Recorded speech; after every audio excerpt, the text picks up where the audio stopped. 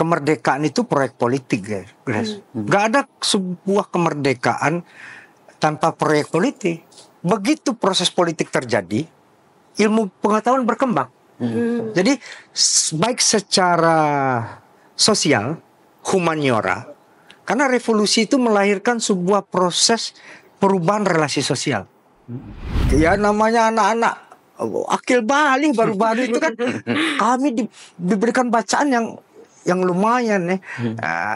Pertama itu pengantar eksistensialisme Fuad Hasan, ya. Habis itu dikasih buku Kierkegaard, Nietzsche, Sartre gitu. Jadi itu buku-buku itu benar-benar kita mengalami pergolakan eksistensialisme yang luar biasa ya. Saya menemukan kemanusiaan saya di sana. Saya ini jurusannya IPA. Saya ini SMA kelas 1, kelas 2, kelas 3 itu masih ikut Olimpiade Fisika, Olimpiade Matematika, Olimpiade Biologi itu masih ikut. Tapi saya hobinya politik.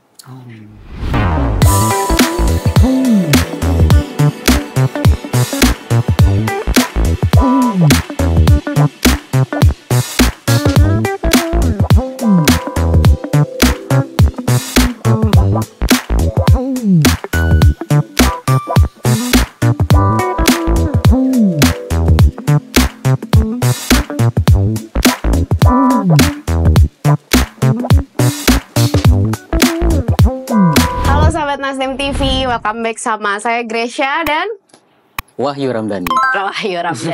Nah, Kak Wahyu, sebelum kita perkenalkan narasumber kita pada hari ini, aku punya cerita yang lumayan membekas di hatiku sama Kak Willy. Jadi ada sebuah diskusi. Aku nih orang yang lumayan pesimis sama politisi sebagai profesi. Nah, aku pernah dengar suatu hari Kak Willy ngomong ke kita nih, lagi rame-rame. Kak Willy bilang seorang dokter, which is profesi yang mulia juga ya. Seorang dokter mungkin maksimal membantu orang sehari 5-10 orang. Tapi seorang politisi ketika buat kebijakan yang pro rakyat, bayangkan berapa juta kebaikan yang bisa dibuat oleh seorang politisi. Luar biasa. Langsung kita sambut narasumber kita hari ini, politisi idola aku banget nih, Kakak Willy Aditya. Kasih Grace. Nuhun Kak Willy udah hadir di Cerita Politisi. Jadi kita selain ingin mengulik cerita-cerita sisi lain dari seorang politisi, juga kita ingin memberikan kisah inspiratif gitu Kak, untuk para pemirsa di rumah nih. Gimana Kak Grace? Yes. Sebagai bridging awal tadi itu Kak, seorang politisi Kak ketika buat sebuah kebijakan yang pro rakyat, bayangin berapa juta kebaikan. Itu nilai yang selalu Kak Willy pegang sebagai politisi Kak. Ya, kalau kita lihat kan sebaik-baiknya manusia, Grace, manusia yang bermanfaat bagi orang banyak, ya kan? Jadi, memang apapun profesinya, kita harapkan bermanfaat. Cuma skalanya, dan kemudian tidak hanya skala ya, tapi apa yang kemudian yang menjadi epicentrum. Kalau kita kemarin habis bedah buku Mas Budiman Tanurejo ya, bicara tentang kemerdekaan itu proyek politik ya, Grace. Gak ada sebuah kemerdekaan tanpa proyek politik.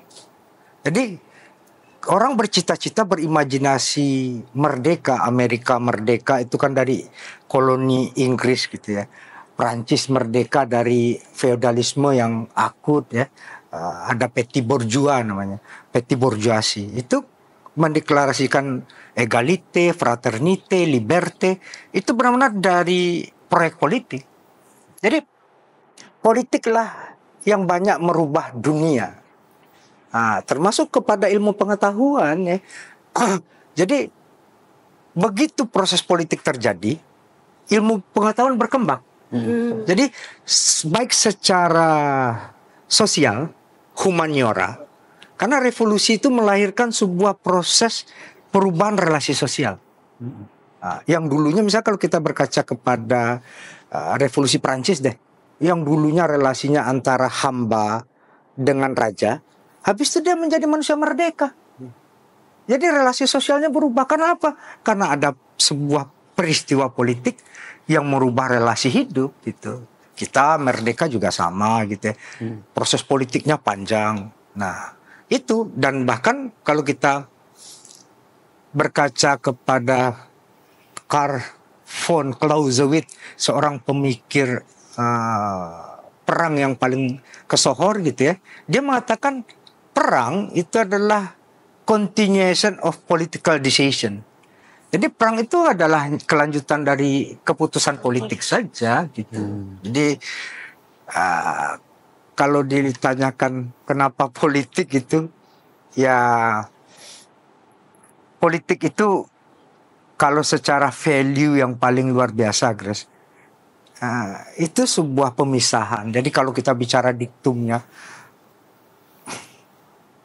filosof Yunani yang luar biasa meletakkan fondasi politik ya, Aristoteles namanya. Dia mengatakan politik itu adalah tindakan kolektif di ruang publik untuk orang banyak, untuk hak-hak publik. Jadi kalau politik hanya tindakan orang per orang, itu fail. Pasal satunya. Pasal duanya apa? Di ruang publik. Jadi politik tidak boleh di ruang yang sama-samar. Kita beruntung kita punya ketua umum yang hebat ya, Pak Surya Paloh. Kita bisa lihat kantor ini dibangun Pak Surya bukan hanya untuk gagah-gagahan. Grace bisa lihat, Wahyu bisa lihat, teman-teman di Nasdem TV bisa lihat seorang Surya Paloh mengambil semua keputusan-keputusan politik penting itu di kantor. Beliau pagi sudah datang. Kadang-kadang teman-teman belum datang, dia udah datang kan. Itu kan Bila sudah ada. keteladanan luar biasa. Kita lihat deh, kita cek aja apakah petinggi-petinggi partai lain mengambil keputusan politik itu di kantor atau tidak. Dibawa ke rumahnya lah, ke tempat yang jauh lah. Itu menunjukkan pasal 2-nya di ruang publik. Dia bawa ke kantor. Dan yang ketiga untuk orang banyak. Nah, jadi setiap keputusan politik itu implikasinya apa? Optimum remedium dari keputusan politik itu yang paling puncak adalah keputusan publik yang bermanfaat untuk orang banyak. Jadi proses-proses politik itu melahirkan undang-undang yang apa? Undang-undang yang pro pada orang banyak, undang-undang yang mensejahterakan orang banyak, undang-undang yang memajukan perihal kehidupan orang banyak. Itulah politik sejatinya. Nah, cuma kemudian narasi-narasi politik kita yang berkembang adalah narasi-narasi yang lebih minor, yang bahkan menjadi sangat kotor dan hitam ya. Kenapa? Itu berkaca kepada kita punya pengalaman buruk yang cenderung traumatik ya di Orde Baru. Ketika Orde Baru berkuasa itu ada sebuah kebijakan namanya depolitisasi, deorganisasi, dan deideologisasi. Itu tahun 78. Itu. Jadi pasca Malari, kita baru aja memperingati Malari kemarin 15 Januari.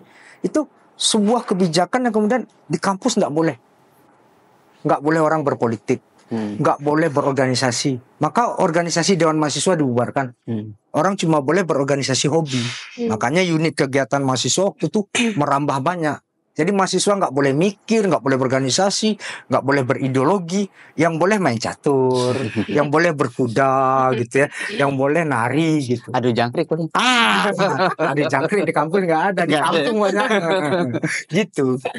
Nah itu Kak Kris, kita bisa bayangkan pada saat-saat Kakak Willy mungkin di dunia kampus gitu kan, tentu mengalami banyak hambatan terhadap salah satu hobi Kakak tuh. Kan Kakak sering kali membaca buku segala macam kan, pada saat itu tentu banyak larangan-larangan kan. Saya dipecat 2 kali. Nah tuh kan.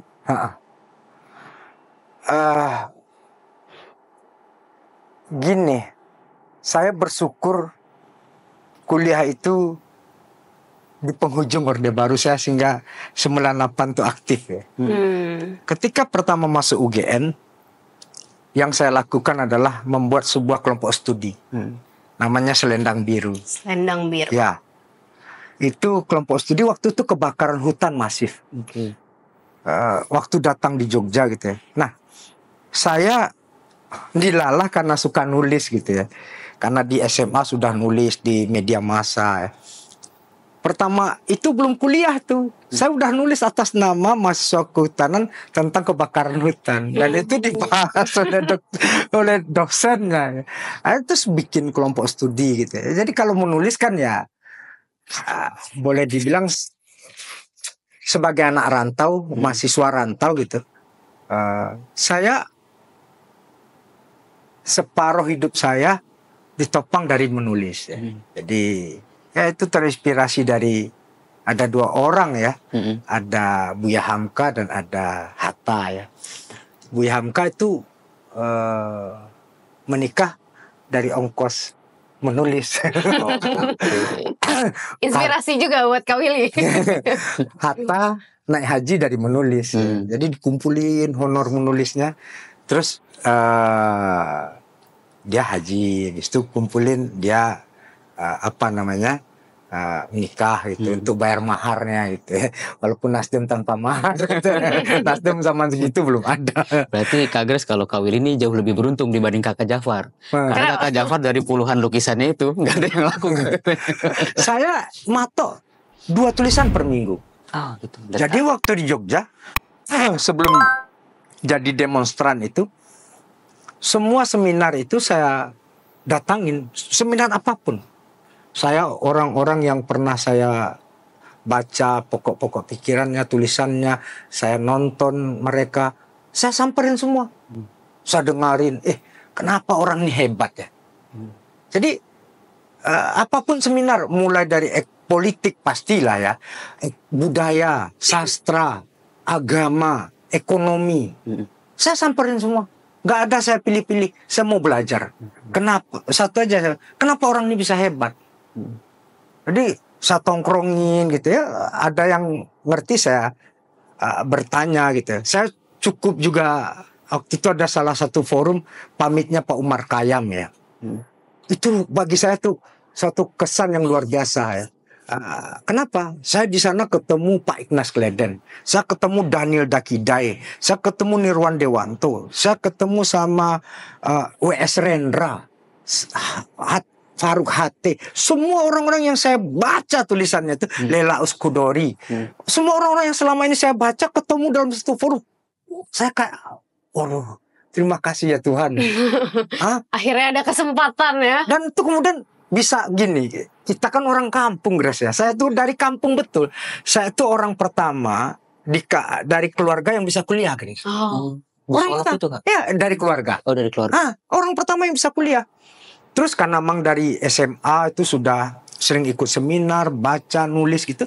Begitu ikut seminar itu, pamitnya Pak Umar Khayyam itu orang kumpul semua, memberikan testimoni. Terus pas break sesi gitu, bisa ngobrol informal itu kan sesuatu banget gitu ya. Nah, apalagi Rendra ya. Saya dulu puisi-puisi Rendra tuh hafal semua ya. Ya karena saya hobi ya dulu, hobi baca puisi lah ya. Jadi ketika ketemu Rendra, kan namanya sama ya. Rendra kan dipanggil Willy ya. Ya, sesama Willy gitu. Tapi ngomongin puisi Kak, puisi apa sih Kak yang paling Kakak favorit banget nih, karya puisi favorit saya nih? Huesca. Huesca itu terjemahannya Khairat Anwar. Kalau saya nggak salah. Seorang penyair dari Eropa gitu ya. Cara tentang bagaimana dia diusir dari tanah airnya. Huesca, jiwa di dunia yang hilang jiwa. Jiwa sayang kenangan kepadamu adalah derita di sisiku. Luar biasa. Agus pasti meleleh tuh dengernya kayaknya. Kalau dikasih puisi cinta sih saat ini meleleh nih. Tapi nih Kak Wahyu ya, aku sempat dengar juga nih Kakak Willy ini saking sukanya baca buku, menulis. Katanya uang jajan bulanannya waktu kuliah tuh dipakainya buat beli buku. Sedangkan buat makan sehari-hari jadi marbot di masjid, bikin-bikin tulisan dikirim. Gitu bener ya Kak ya? Ya gini, saya kebetulan waktu SMA itu kepala sekolahnya Nafis. Jadi Pak Nafis itu cerita sama saya, dia tinggal di Padang Panjang, sekolah di Ins Kayu Tanam. Jadi dia bolak-balik. Padang Pariaman ya Kak? Padang Panjang. Padang Panjang. Ins Kayu Tanam di Pariaman. Di Pariaman. Jadi dia dikasih 50 perak sama orang tuanya, 25 perak untuk makan, 25 perak untuk ongkos. Tapi yang untuk ongkos itu dia tidak pakai. Dia naik kereta dari Padangpanjang ke Kayu Tanam. Pulang pergi. Dia belikanlah 25 perak itu untuk beli buku. Nah, itu yang kemudian saya praktekkan ketika baru datang ke Jogja. Jadi baru datang ke Jogja itu di bulan pertama kan kita mau menghadapi penataran P4. Itu dikasih buku tebal tuh Kakak Wahyu. Saya pikir ini ngapain saya pakai literatur ini. Saya pergi ke shopping center, saya ketemu dengan 2 buku, karena itu buku pertama yang saya beli dari uang saku saya. Buku Pidato Soekarno 1 Juni dan buku Ruslan Abdul Ghani tentang Pancasila. Saya bikin papernya serius 30 halaman. Dari buku itu? Dari 2 buku itu dan tentu buku 1 yang dari kampus. Waktu presentasi Willy di ini sama dosennya, Willy stop aja, karena saya mengkritisi, saya pakai sumber utamanya, di mana waktu itu masih Orde Baru, masih susah ya kayak. Bung Karno masih dianggap suatu hal yang sangat menyeramkan gitu ya. Nah, yang Grace bilang tadi itu di bulan kedua. Jadi di bulan kedua saya ketemu buku, namanya buku yang benar-benar kalau bagi kita yang suka baca, saya baca Bung Karno itu dari kelas 3 SD, Grace. Buku Ramadan tentang Kuantar Kau ke Pintu Gerbang itu. Ya cintanya Bu Inggit kepada Pak Karno lah.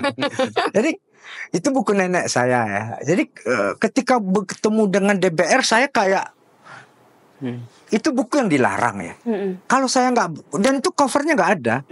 Emang buku stok aja. Dia tawarin 110.000. Saya kan uang jajan saya 100.000 sebulan. Ini kalau saya beli, uang saya nggak cukup. Tapi kalau saya beli nanti saya jajan gimana? Tapi kalau ini nggak saya beli, saya nggak akan nemu buku ini lagi. Karena saking susahnya. Dadah, nego akhirnya 90.000.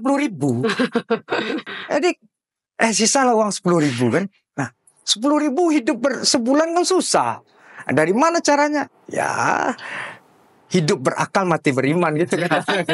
Kita kan anak rantau harus how to survive ya. Ya mulailah, karena kebiasaan dulu Grace di SMA ya dekat rumah pun kalau kita pulang ya saya tuh hobinya kan ya ceramah di masjid gitu ya. Terus ya ada azan lah. Terus senang ibu-ibu yang di dekat kosan tuh ya alhamdulillah terbantu, kita sarapan aman. Dapat sudah. Tinggal mikirin makan siang. Makan siang seminar. Ikut seminar betul. Jadi itu yang saya di awal-awal tuh pernah ikut Jamaah Salahuddin. Itu sebuah kelompok di UGM gitu ya. Kalau full Ramadan itu Grace, kami di masjid kampus. Masjid kampus waktu itu belum ada ya. Jadi kami yang bangun. Masjid kampus waktu itu masih di gelanggang mahasiswa di depan bundaran UGM itu.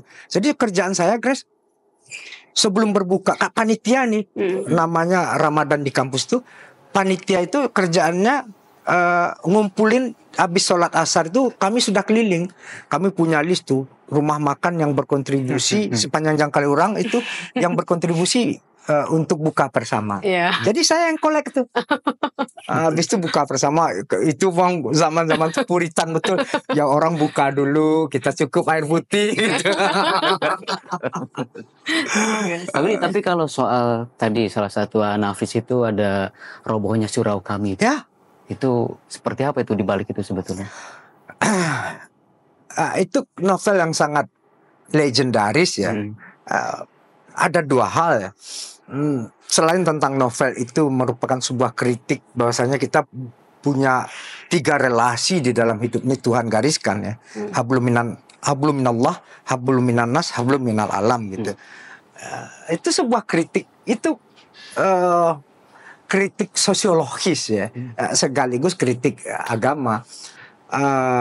Bagaimana Pak Nafis melihat hidup ini tidak hanya kejarlah duniamu, kejarlah akhiratmu seolah-olah kau akan mati besok, dan kejarlah akhiratmu seolah-olah kau akan hidup selama-lamanya. Itu kan sebuah relasi yang asimetris ya. Orang cuma hidup di masjid, dia keluarganya nggak dipikir. Datanglah seorang preman kampung Malin namanya, dicemooh lah ya. Dan itu hal yang paling luar biasa dalam kultur masyarakat Minang ya. Cemooh itu adalah cemeeh kalau dalam bahasa Minangnya. Itu kalau sekarang paling akrab bullying gitu. Itu sebuah instrumen untuk merawat akal sehat.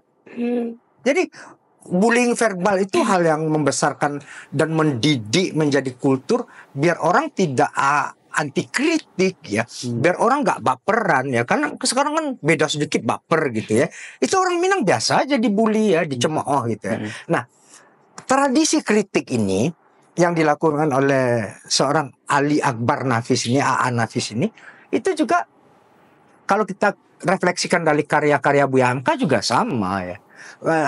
Kalau kritik di dalam novel-novel Buya Hamka itu, Di Bawah Lindungan Ka'bah, Tenggelamnya Kapal Van der Wist dan lain-lain sebagainya, itu kritik dalam dua arah ya. Kritik agama dan budaya. Jadi tidak hanya semata-mata agama, tidak hanya budaya, dia kritik dua-duanya. Kan dulu orang kawin beda etnis tuh agak gimana gitu ya. Itu suatu hal yang dikritik. Di dalam agamamu normanya seperti ini loh. Ini perbedaan-perbedaan ini cuma perbedaan-perbedaan kultural saja gitu ya. Jadi kritik itu, dan ya konteksnya tadi ya, Pak Nafis memberikan, selain tadi agak flashback sedikit, Pak Nafis yang mengajarkan pada kami untuk menulis. Kami tidak belajar menulis secara khusus, tapi apa yang diberikan pada kami anak-anak Inskaya Tanam satu diari. Itu instrumennya. Dan di hari itu kita nulis tiap hari. Itu juga medium korespondensi. Dan saya pernah sempat cari-cari di Google ke Willy terkait Ins Kayu Tanam itu suasana tempat pembelajaran itu sangat asri sekali, itu banyak pohon rindang.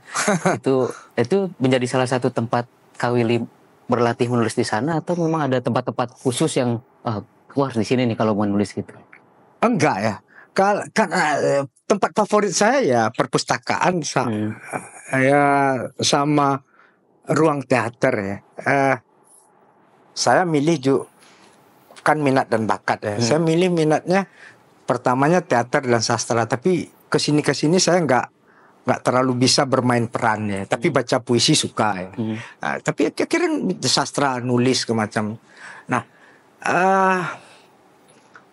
menulis itu hampir setiap hari ya. Dan yang paling gini, saya diajarin oleh, ada guru saya juga, guru sastra saya namanya Irmasa, seorang penyair juga. Dia mengatakan, kalau kita membaca itu, memori kita terbatas. Maka kemudian bagaimana cara menjembatani? Saya bawa buku. Dan apa yang saya baca, saya tulis. Dan itu kemudian didiskusikan. Nah, dialektika itu suatu saat saya ceritain ke Pak Nafis. Oh, kau ini baca. Waktu itu saya lagi baca buku Romo Mangun ya. Oh, kau ini buku itu ini begini nih. Jadi terjadi dialektika gitu ya. Jadi seru lah ya. Seru ya. Dan yang paling luar biasa ya namanya anak-anak Akil Bali baru-baru itu kan kami diberikan bacaan yang lumayan ya. Pertama itu pengantar eksistensialisme Fuad Hasan ya. Habis itu dikasih buku Kierkegaard, Nietzsche, Sartre gitu. Jadi itu buku-buku itu benar-benar kita mengalami pergolakan eksistensialisme yang luar biasa ya. Anak-anak lain mungkin lagi trek-trekan motor gitu, lagi tawuran. Ini baca buku ya. Apa ya? Itu kan filsafat eksistensialis itu kan benar-benar ke dalam, Grace ya. Misalnya, siapa aku? Siapa lingkunganku? Dan saya benar-benar pembelajaran INS yang paling luar biasa bagi saya menemukan kemanusiaan saya di sana. Saya ini ternyata saya juara kelas, bahkan juara umum, akademik tapi saya buta nada dan selain buta nada, saya ini nggak bisa ngelukis. Ini bedanya sama kakak Jakpa. Jadi saya ini suara 1 nggak masuk, suara 2 nggak masuk, suara 3 nggak masuk. Udah, Willy baca puisi aja katanya. Nah, begitu juga di saat pelajaran kami wajib workshop ya. Workshopnya ada lukisan, ada keramik, ada segala macam. saya tuh nggak bisa, kan dikasih satu cermin, disuruh melukis wajah gitu. Itu nggak bisa saya. Akhirnya saya cuma jadi tukang buat kanvas. Biar bisa lolos dari sesi lukis itu, tukang buat kanvas doang. Bukan ngelukisnya Nggak ya. bisa sama sekali. Itu. Tapi nih Kakak Wahyu, seperti yang udah di-mention sama Kakak Willy sebelumnya, Kakak Willy kan lahir di tanah Minang, tanah yang menghasilkan banyak para pejuang, pahlawan. Tapi kenapa tiba-tiba jadi ke Jogja nih Kak? Apa istimewanya Jogja Kak? Sampai bangun ruang literasi Kaliurang di Jogja. Jadi saya tuh nggak kepikiran kuliah sebenarnya. Saya tuh kepikirannya tamat INS tuh mau berkelana aja. Karena ngobrol sama Pak Nafis kan alam terkembang jadi guru. Itu falsafahnya orang Minang. Jadi saya tuh justru pengen merantau aja, keluar negeri tapi. Saya pengen keluar negeri deh. Saya pengen melihat peradaban lain. Itu keinginan saya. Tapi begitu suatu saat kan habis ujian tuh kan kita pulang gitu ya. Habis itu balik lagi, kita manggil INS Kayu Tanam tuh kampus. Begitu balik ke kampus, tahu-tahu di gerbang teman-teman sudah teriak-teriak, anak UGM datang, anak UGM datang. Kaget juga saya. Saya keterima PBUD, Penjaringan Bibit Unggul Daerah atau PMDK, itu mahasiswa undangan, mahasiswa panggilan. Jalur undangan ya. Nah, nggak ada imajinasi saya tentang Jogja, nggak ada. Nah, waktu hari itu ada pertemuan teman-teman civil society di INS Kayu Tanam itu. Jadi INS Kayu Tanam itu Kakak Wahyu sering dipakai untuk acara. Jadi teman-teman waktu itu ada civil society-nya lagi kumpul. Ada salah seorang mantan guru juga tapi penggiat sosial juga, Pak Armin namanya. Dia bilang, wah itu kamu banget. Kenapa? Itu Bulak Sumur tuh sarang demonstran gitu. Jadi saya sebelumnya nggak tahu tuh, nggak ada imajinasi saya tentang UGM, nggak ada ya, tentang Jogja nggak ada. Nah gitu. Tapi itu prosesnya berarti bukan Kak Willy yang mengajukan ya, tetapi Saya mengajukan PBUD ya. Saya mengajukan 3. Dan itu pun gini. Saya ini jurusannya IPA. Saya ini SMA kelas 1, kelas 2, kelas 3 tuh masih ikut Olimpiade Fisika, Olimpiade Matematika, Olimpiade Biologi itu masih ikut. Tapi saya hobinya politik. Nah, waktu mau ambil jurusan, ternyata di dalam penjurusan mahasiswa undangan itu eksak harus ngambil eksak, sosial humaniora harus ngambil sosial humaniora. Saya itu sudah mau ngambil hubungan internasional. Wih, kayak saya dong Kak. Tapi nggak bisa Karena sudah kadung eksak. Terus lihat apa ini yang mendekati sosial, ada manajemen hutan namanya. Ini ada sosialnya. Kira ambil manajemen hutan. Saya ambil IPB juga. Ambil IPB statistik. Karena saya matematika ya quote unquote di NEM SMP-nya 9,89, SMA juga lumayan memuaskan. Jadi saya emang dulu jago matematika gitu. berarti UGM Kehutanan 1, IPB statistik 1. Sama UNAN, Statistik Universitas UNAN. Andalas. Teknik. Saya ambil teknik apa ya? Teknik sipil atau teknik ya saya ambil teknik kalau saya nggak salah. Teknik sipil kalau saya nggak salah itu. Jadi 3 yang diterima UGM. akhirnya di Jogja nih Nah, jadinya. Yogyakarta Jadinya orang Minang yang pandai berbahasa Jawa ya. Ya. Makanya sekarang Kak Grace, Kak Willy kan lagi bolak-balik terus ke Kaliurang itu kan. Iya, gimana tuh Kak cerita background mendirikan ruang literasi ini Kak, Kaliurang ini? Ya gini. Ya saya tuh kan karena udah nyicil buku itu cukup lama Grace ya. Dari awal kuliah tahun 97 itu kan. Jadi udah banyak lah. Dan saya kalau ada, ya kalau sama buku itu keranjingan lah. Udah kayak orang kesetanan gitu. Jadi suatu saat ngobrol-ngobrol gitu. Dan termasuk Pak Nafis gitu ya. Kami diajarkan betul buku itu hak publik. Jadi kalau baca buku harus di perpustakaan, tidak boleh dicoret-coret, maka harus pakai tulisan. Jadi saya punya cita-cita kalau saya bisa gitu ya, saya akan buat perpustakaan untuk umum. Nah, saya waktu di Jogja, waktu itu masih ada perpustakaan Bung Hatta. Itu tempat kami kumpul ya. Saya ketemu dengan Romo Mangun juga pertama kali di sana. Nah, habis reformasi itu kan memang Yayasan Angkatan Udara. Perpustakaannya ditutup, Kak Wahyu. Dan banyak toko-toko buku tutup. Nah, kita bermasalah pertama daya baca kita rendah. Literasi itu sebenarnya kan tidak hanya, ya kalau kita refleksikan kayak Nabi gitu ya, Muhammad sendiri kan diperintah sama Jibril baca. Apa yang mau aku baca nih? Aku nggak bisa baca. Artinya membaca tidak hanya tekstual ya, tapi membaca Grace sudah makan atau belum? Wahyu sakit hari ini nih. Itu kan bagaimana memiliki sensitivitas sebenarnya terhadap lingkungan. Jadi membaca tidak hanya tekstual gitu. Literasi itu lahir baca, tulis, diskusi atau dialektika. Habis itu baru kemudian dia memiliki berpikir kritis. Nah, saya ingin, karena saya dulu di saat mulai dari SMA di Kayu Tanam, habis itu kuliah di Jogja di UGM, memang isinya diskusi, baca, demo. Jadi saya sudah akrab dengan tradisi literasi ya. Nah, itu yang saya ingin lihat. Ini kok orang apalagi hoax gitu ya. Ada profesor tapi gampang termakan hoax. Nalar kritisnya kan tidak ada. Itu kan.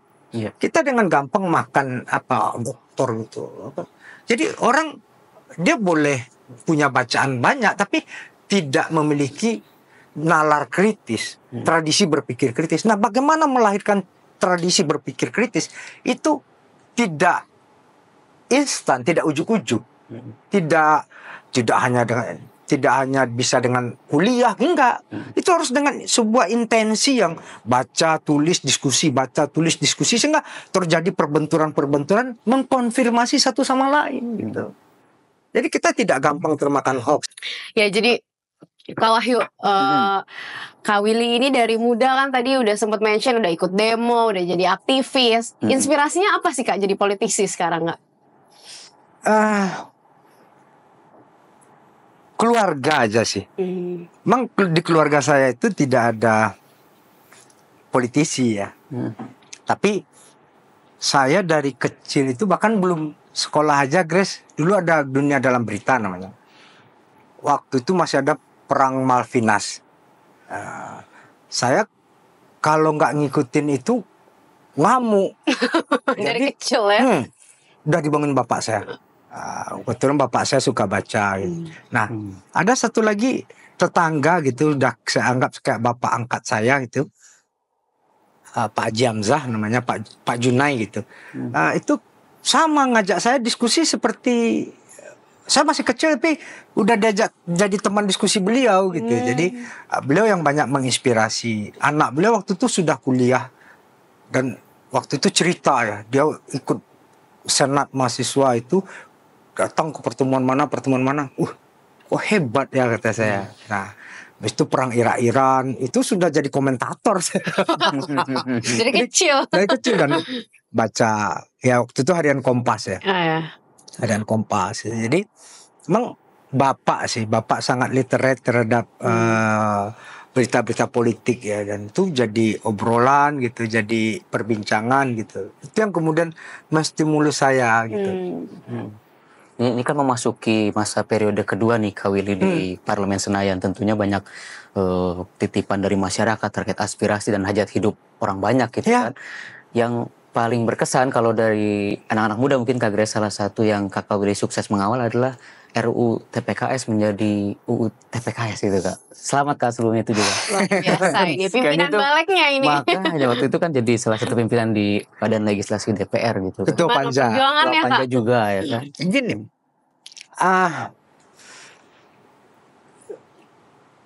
saya itu di DPR itu kan mulai dari staf ahli ya. Jadi saya dulu staf ahli di Komisi 2. lihat itu dinamika segala macam orang memperjuangkan undang-undang. Dan ya dilalah ketika duduk di DPR masuk jadi pimpinan badan legislasi. Lihat dulu ada Rieke Diah Pitaloka memperjuangkan sistem jaminan sosial, sistem jaminan kesehatan nasional. Habis itu lihat Budiman Sujatmiko memperjuangkan undang-undang desa. Lihat Noryu memperjuangkan undang-undang kesehatan jiwa. Mereka punya benchmarking. Itulah sejatinya perjuangan di parlemen. Memperjuangkan apa yang menjadi kebijakan ya. Jadi pertarungan politik itu manifestasi yang paling utamanya not only position, but posisi itu kan cuma bridging. Kalau kita merefer kepada para pendiri bangsa itu kan kemerdekaan itu hanya pintu gerbang menuju masyarakat Indonesia yang bla bla bla bla. Di DPR juga sama, atau di eksekutif juga sama. Kita tidak boleh lupa kita duduk itu untuk apa gitu. Kita duduk itu untuk memperjuangkan sesuatu kok. Nah, saya kemudian mengundang banyak kawan-kawan untuk sharing ya. Apa perbedaan seorang politisi dengan seorang akademisi, expert dan lain sebagainya? Yang dimiliki oleh seorang politisi itu adalah political will. Kita mungkin nggak expert gitu. Nah, misalnya di dalam konteks undang-undang tindak pidana kekerasan seksual. Dulu kan namanya undang RUU, Rancangan Undang-Undang Penghapusan Kekerasan Seksual. Nah, saya punya banyak teman. Saya mulai dari mahasiswa juga sudah memperjuangkan hak-hak perempuan ya, gender gitu ya. Itu udah sangat biasa gitu, advokasi segala macam. Terus saya belajar ya, itu diperjuangkan dan kemudian ditarik ke balik. Jadi inisiatif balik sebelumnya di Komisi 8 dan itu enggak gol-gol ya. Begitu tuh jadi inisiatif badan legislasi, saya belajar. Saya undang kawan-kawan waktu itu, Adnike Sigiro yang sekarang jadi ketua Komnas HAM itu waktu itu di Jurnal Perempuan. Itu sahabat saya. Saya undang dia, ajarin saya. Habis itu istrinya Dedi Ramanta, wakil sekjen kita, itu di Koalisi Perempuan Indonesia. Saya punya banyak kawan. Habis itu saya undang, ngajak ngobrol, ini apa sih barangnya?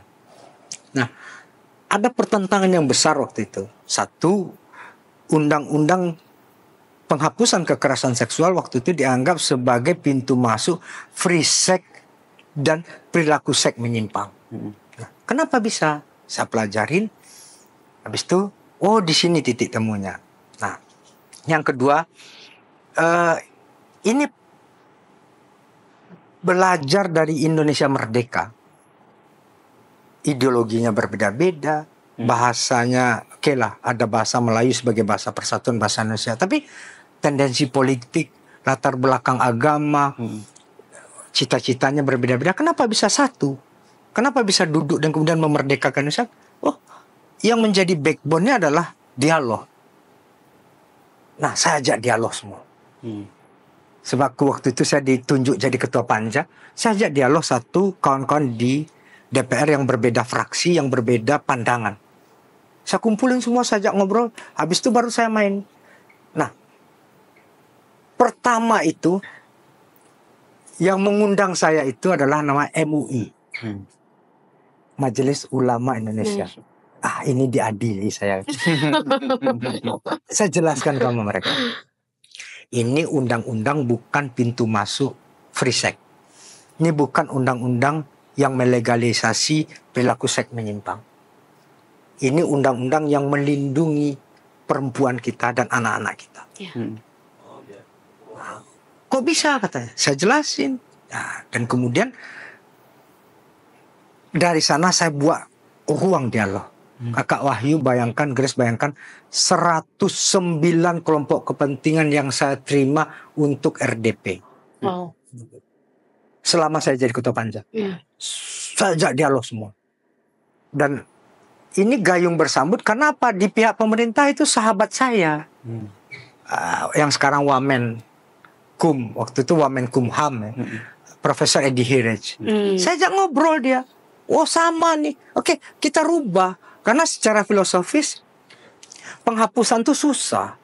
Jadi kita rubah pendekatannya menjadi tindak pidana kekerasan seksual sehingga kita tidak berdebat item-item jenis-jenis kekerasan seksual, tapi konstruksinya dulu.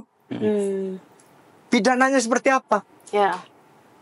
Dan di sanalah kemudian dinamikanya keras-keras pasti.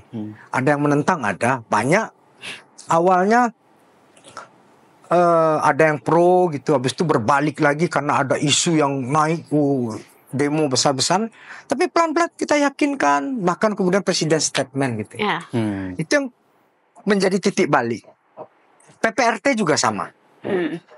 Saya itu kan aktivis yang lama bersama serikat buruh ya. Tapi serikat buruh itu kan formal.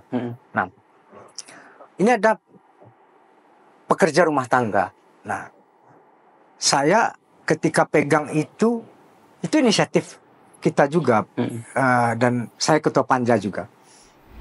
Saya undang teman-teman, para sosiolog, para ahli hukum duduk bersama. Nah, apa yang menjadi poin krusialnya?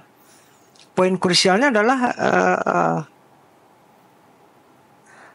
ternyata di dalam undang-undang ketenagakerjaan kita, undang-undang 13 2003 itu hanya mengakui mereka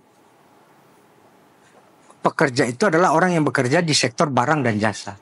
Informal labor, social workers, domestic labor, domestic workers itu nggak pernah memiliki pengakuan dari negara. Padahal jutaan orang yang ada di sana ya, di dalam dan luar negeri ya. Di dalam dan luar negeri. Nah, yang ketiga adalah spiritnya adalah kolaboratif. Saya ketika jadi ketua panja tidak hanya melibatkan undang mereka sekarang, tapi duduk bersama. Butuh political will yang open dari DPR, tune yang sama, keberpihakan yang sama dari eksekutif, dan kemudian masyarakat sipil dan media. Keberhasilan undang-undang TPKS itu karena teman-teman media membuat namanya darurat kekerasan seksual.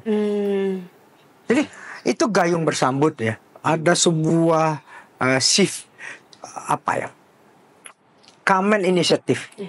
Ada kerjasama, kolaborasi untuk kemudian ayo ini bersama-sama. Bahkan Nasdem yang sangat luar biasa, kita waktu itu bikin posko, Grace, di seluruh DPW Partai Nasdem. Itu kita gerakkan, ayo siapa yang terjadi kekerasan seksual lapor segala macam. Karena kan di dalam kekerasan seksual kan dua tipologi yang paling khas itu kan satu relasi kuasa, karena terjadi karena ada relasi kekuasaan di sana antara majikan dengan bawahan, antara dosen dan mahasiswa gitu kan, antara orang yang lebih seolah-olah quote-unquote merasa sesuatu dengan yang di bawah gitu kan, pelecehan segala macam terjadi karena relasi itu. Yang kedua adalah kultur kita yang sangat feodal yang menganggap itu tabu, itu saru, ya kan? Ngapain dilaporin? Ada jadi rahasia keluarga saja. Itu yang kemudian menjadi trauma yang berulang-ulang. Jadi fenomena gunung es. Nah, kita justru kalau kita mau memuliakan perempuan, mau menjaga anak-anak kita, sekat-sekatnya harus ditabrak gitu ya. Nah, bahkan kalau cerita-ceritanya saya tuh sering dapat bullying lah, tapi karena itu verbal tadi, karena Nafis yang ngajarin ya. Dapat cememeh nggak apa ya?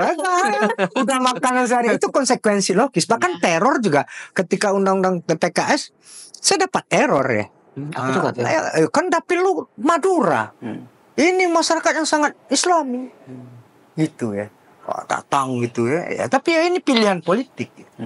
Ya dengan segala konsekuensi harus kita tuntaskan gitu. Jadi hal seperti itu terjadi. Bagaimana secara apa ya? Ya secara dinamika lah ya. Itu hal yang logis ketika tidak ada sebuah perjuangan tanpa sacrifice, itu nggak ada. Nggak Luar ada. biasa. Luar biasa Kak Wahyu ya. Ternyata perjuangan di balik undang-undang ini Kakak Willy hebat sih. Makanya ketika lahir TPKS itu Kak Grace, yang salah satunya dibidani oleh Kakak Willy, pengesahan paripurnanya itu, fun fact nih, kita tanya nih bener apa enggak gitu. Apa nih? Paripurna pengesahan itu bertepatan dengan hari ulang tahunnya Kakak Willy ya. 12 April. Ada terindah nih kayaknya buat Kakak Willy. Akhirnya nih undang-undang jadi juga. Ya, saya waktu membacakan laporan Ketua Panja di Rapur itu, ya sebelumnya waktu laporan Panja dibalik lancar aja karena itu pekerjaan. Tapi itu jadi sangat terharu saya. Dan apalagi teman-teman hadir di balkon rame. Kalau bicara panggung belakangnya itu hampir nggak disahkan. Lobby kiri kanannya luar biasa sampai ke bagaimana presiden bisa statement gitu. Kenapa? Itu sempat terpending gitu ya. Kalau teman-teman ingat gitu ya, kan sempat ada Permendikbud tentang PPKS. Itu mengintercept. Kenapa? Di dalam Permendikbud itu ada konsen soalnya. Dan yang ditakutkan oleh semua kelompok ini konsen itu. Itu mengganggu. Untuk meyakinkan bagaimana disahkan, masih ingat enggak?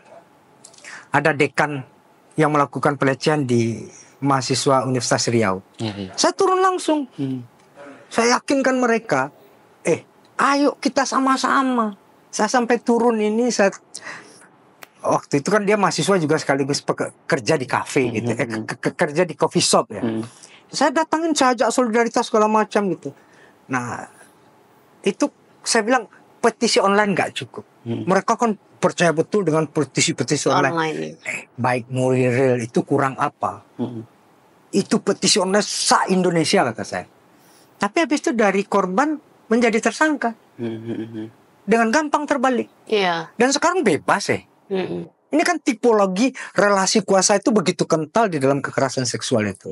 Nah, saya ingin mengajak, kenapa saya turun langsung? Ini juga best practice ya. Bagaimana kita melakukan kerja-kerja bersama terhadap ini. Dan sampai hari ini, Grace, itu ada 7 turunan. 3 Perpres, 4 PP. Itu juga belum selesai semua. Jadi perjuangan ini belum selesai ya? Belum. Apalagi kalau kita berbicara kok hal yang sifatnya dia menjadi kultur ya. Itu saya pernah satu forum sama Cinta Laura. Cinta sempat cerita bagaimana ketika dia kuliah di Amerika itu menjadi sebuah, kita kan ada ospek, ada orientasi kampus ya. Itu ada orientasi kekerasan seksual. Kenapa di sana kan? Karena itu kampusnya yang kuliah dari Amerika Latin, dari Eropa, dari Asia, dari Timur Tengah, bahkan mereka sendiri kan adabnya beda-beda. Nah, bagaimana mempersatukan? Misal kalau di kita, lu cantik gitu, itu nggak soal misalnya. Tapi di sana itu jadi pelecehan kan. Nah, konteks itu kemudian disamakan. Dan itu tidak hanya untuk mahasiswa, Grace. Karena kekerasan seksual itu relasi kuasa. Setiap tahun dosennya harus mengikuti, mahasiswanya ganti-ganti. Oh, dosennya juga ya kan? Kenapa? Pelaku utamanya dosen. Relasi kuasa. You can imagine.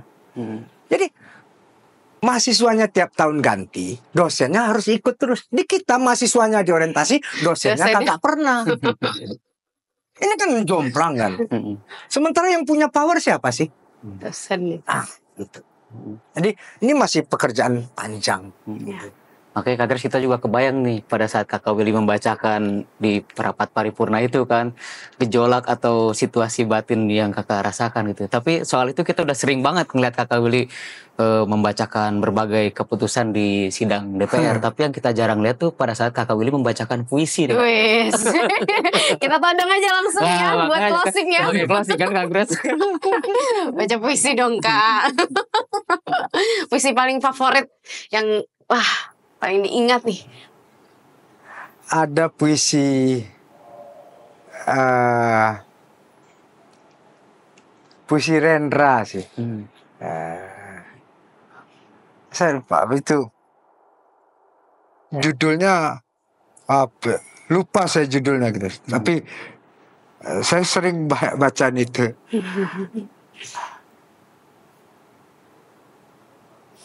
Sambil menyelami sepi, kupanggilin namamu. Perempuanku, apakah kau tak mendengarku? Angin yang berkeluh kesah, memeluk jiwaku yang payah, memeluk jiwaku yang resah, karena memberontak terhadap rumah, memberontak terhadap adat yang latah, dan akhirnya tergoda cakrawala. Sia-sia, ku cari pancaran sinar matamu. Ingin ku ingat lagi bau tubuhmu yang kini sudah kulupa. Makasih. Weh, Luar biasa. luar biasa. Terima kasih Kakak Willy. Kerjain.